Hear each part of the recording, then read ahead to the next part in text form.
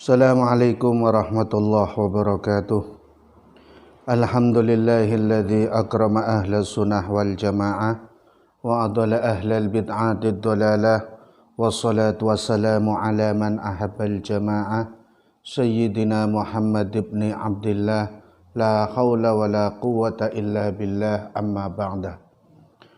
Kaum muslimin wal muslimat, para pemirsa yang dirahmati Allah, alhamdulillah pada saat ini kita bisa berjumpa lagi dengan nikmat-nikmat yang telah Allah berikan kepada kita, sehingga kita bisa melaksanakan aktivitas-aktivitas, kegiatan-kegiatan apapun, baik yang berkaitan dengan ibadah kepada Allah Subhanahu wa taala ataupun kegiatan muamalah, hubungan antar manusia. Dan alhamdulillah kita bisa melanjutkan kajian hadis-hadis Nabi Muhammad sallallahu alaihi wasallam ini yang terangkum dalam kitab Al-Arba'in An-Nawawiyah. Pada saat ini kita akan membahas hadis yang kedua.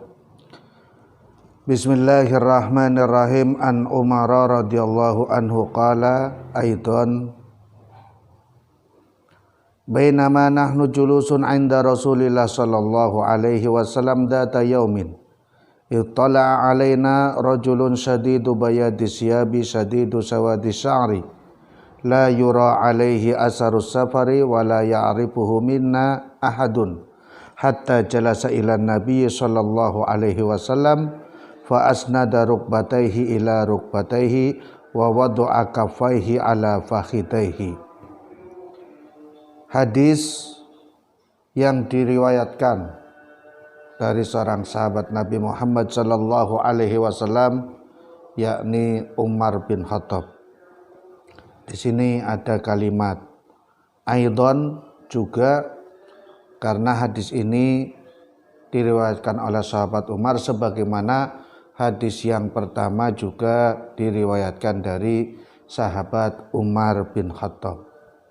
Sahabat Umar bin Khattab menjelaskan, sewaktu-waktu kami para sahabat sedang duduk-duduk di antara Rasulullah sallallahu alaihi wasallam, ittala'a alaina rajulun shadidu bayadi syabi shadidu sawadi sya'ri. Ketika itu tiba-tiba muncul seorang laki-laki yang pakaiannya sangat putih dan rambutnya sangat hitam.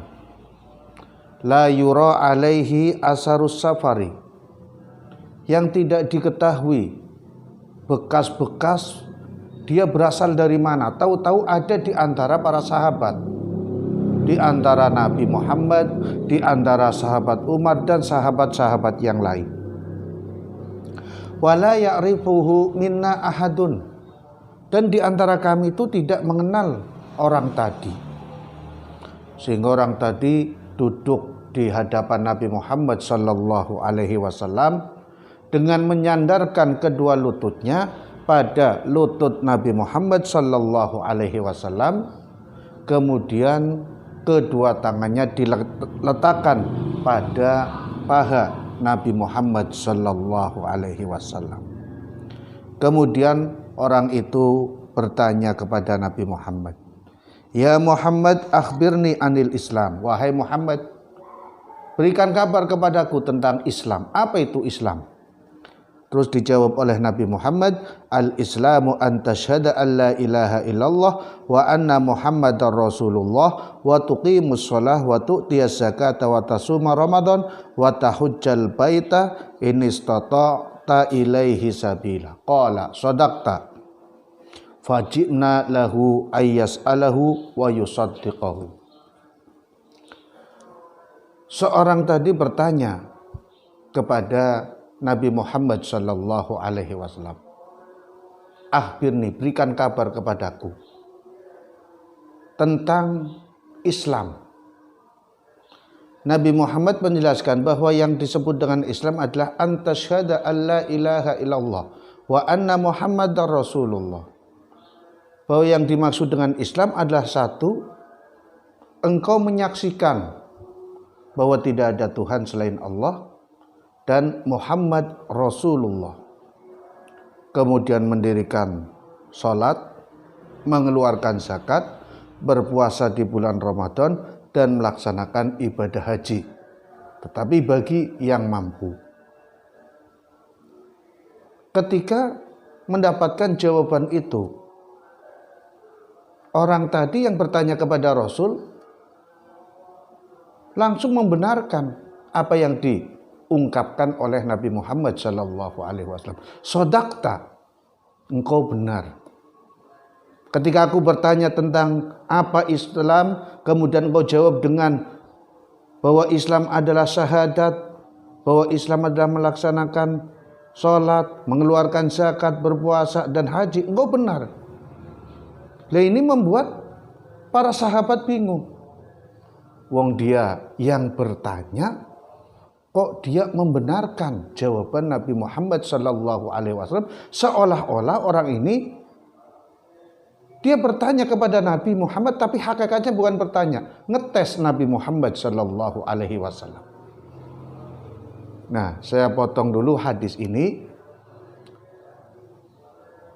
Kami jelaskan dulu hadis dari awal tadi. Ada beberapa pelajaran yang bisa kita ambil dari hadis ini. Yang pertama adalah tentang tata cara belajar. Jadi tata cara belajar Nabi Muhammad SAW dengan orang yang bertanya tadi, yang pertama, lutut orang itu ditempelkan kepada lutut Nabi Muhammad SAW, kemudian tangannya diletakkan pada kedua paha Nabi Muhammad SAW. Tentu praktek yang demikian bisa saja dilakukan, dan banyak ya dari kelompok umat Islam yang menggunakan cara ini untuk belajar. Berhadap-hadapan langsung, kemudian antara lutut dengan lutut harus menempel ataupun tidak menempel, yang terpenting adalah saling berhadapan. Ada yang dengan tujuan agar lebih konsentrasi, ataupun dengan tujuan memang mengikuti cara Nabi Muhammad SAW. Tapi kemudian bukan berarti cara itu cara yang baku, artinya setiap harus ngaji, posisinya harus berhadapan dengan seorang guru, harus begitu, harus menempelkan lutut dengan lutut, kemudian tangan ditaruh di paha. Itu tidak demikian. Hanya ini cara Nabi Muhammad SAW kepada orang yang belajar, orang yang bertanya tadi. Ini yang pertama. Kemudian yang kedua adalah disunahkannya untuk berpakaian rapi. Sebagaimana orang tadi yang memang sengaja datang di majelis Nabi Muhammad SAW, ketika Nabi Muhammad SAW sedang berhadapan dengan para sahabat, dia datang ke pengajian dengan berpakaian yang rapi. Pakaiannya putih, rambutnya hitam, itu menunjukkan tentang kerapian orang tersebut ketika menghadiri majelis Nabi Muhammad SAW. Yang pertama ingin saya sampaikan tentang makna daripada Islam. Secara bahasa memang aslama yuslimu islaman, kemudian bisa menjadi kalimat-kalimat isim yang lain. Artinya bahwa aslama yuslimu islaman bisa juga berasal dari salima yaslamu, kesalaman, ataupun akar kata yang lain yang menunjukkan arti yang sama adalah kedamaian dan kepasrahan. Tapi ketika Nabi Muhammad SAW memberikan rincian tentang definisi Islam, maka rincian itu kemudian menjadi oleh ulama itu dibuat namanya rukun Islam. dasar-dasar dari Islam. Padahal ajaran dalam Islam itu banyak, tapi yang paling banyak disebut keterangannya di dalam Al-Quran atau hadis Nabi Muhammad Sallallahu Alaihi Wasallam ya 5 hal ini, atau yang 5 hal ini yang kemudian kita sebut sebagai rukun ini merupakan dasar dari setiap amaliyah ibadah yang lain. Dari bermacam-macamnya amaliyah ibadah ini terkandung di dalam 5 rukun ini. Syahadat ini mewakili tentang keimanan. Menyaksikan alla ilaha illallah, tidak ada Tuhan selain Allah. Bukan hanya kita meyakini tidak ada Tuhan selain Allah, tapi semuanya. Tidak ada yang memberikan rezeki kecuali Allah Subhanahu wa taala. Tidak ada yang membuat hukum kecuali Allah Subhanahu wa taala. Tidak ada yang menjadi pegangan di dalam hidup kecuali Allah Subhanahu wa taala. Wa anna Muhammadar Rasulullah, dan meyakini bahwa Muhammad adalah Rasulullah. Muhammad sebagai utusan Allah. Yang namanya utusan berarti dia membawa sesuatu ataupun membawa ajaran-ajaran. Siapa yang memerintahkan, siapa yang mengutus? Allah Subhanahu wa taala. Berarti Nabi Muhammad itu membawa. Di samping membawa, Nabi Muhammad mempraktekkan apa yang ia bawa. Yang dibawa oleh Nabi Muhammad apa? Al-Qur'an. Yang dibawa oleh Nabi Muhammad apa? Islam.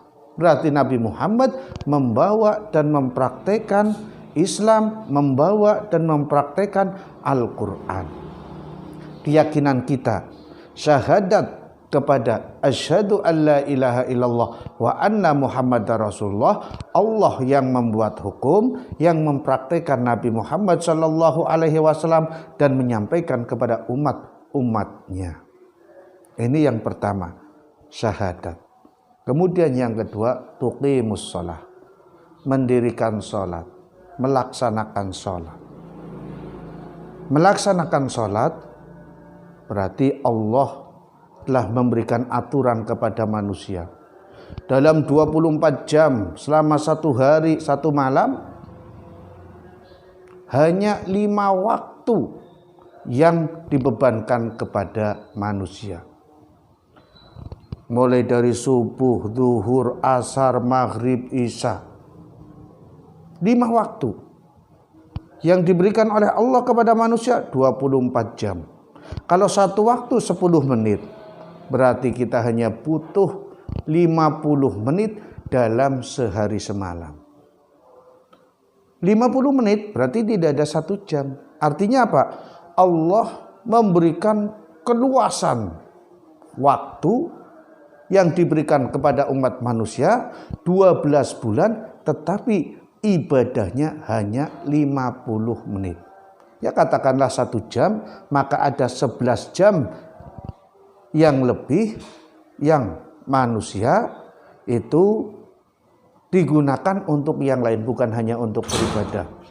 Bisa untuk istirahat, bisa untuk bekerja, ataupun kegiatan-kegiatan yang lain. Kewajiban melaksanakan ibadah sholat. Kemudian yang ketiga tentang zakat, yaitu mengeluarkan sebagian kecil dari harta yang dimiliki oleh manusia. Kalau zakat fitrah, katakanlah paling banyak itu 3 kilo ataupun 2,5 kilogram dalam 1 tahun. 1 tahun hanya mengeluarkan 2,5 kilo. Padahal yang kita konsumsi, yang kita makan dalam 1 tahun, setiap hari, setiap minggu, setiap bulan, sampai 12 bulan, berarti Allah mewajibkan mengeluarkan zakat itu hakikatnya tidak memberatkan kepada manusia dan pasti manusia bisa karena dilakukan hanya setahun sekali. Mengeluarkan zakat, kemudian melaksanakan puasa. Melaksanakan puasa pun dalam hitungan 12 bulan hanya 1 bulan yang diwajibkan berpuasa, itu di bulan Ramadan. Kemudian kita melaksanakan apa yang diperintahkan oleh Allah dengan menahan lapar, menahan dahaga, dan melaksanakan amaliyah-amaliyah yang lain yang dianjurkan ketika di dalam bulan Ramadan. Yang kelima, yang kemudian menjadi rukun adalah pelaksanaan ibadah haji. Tetapi pelaksanaan ibadah haji ini lain sendiri karena ada persyaratan ini statota. Kalau engkau mampu, kalau tidak mampu ya tidak ada kewajiban. Tapi di antara rukun yang 5 ini yang terpenting adalah ucapan kalimat syahadat atau rukun yang pertama. Karena rukun yang pertama ini nanti akan membawai pada rukun-rukun berikutnya. Ini keterangan dari hadis Nabi Muhammad SAW tentang pertanyaan seseorang kepada Nabi Muhammad. Ya, siapa yang bertanya ini? Dan nanti diterangkan oleh Nabi Muhammad SAW pada akhir hadis dari hadis yang kedua ini.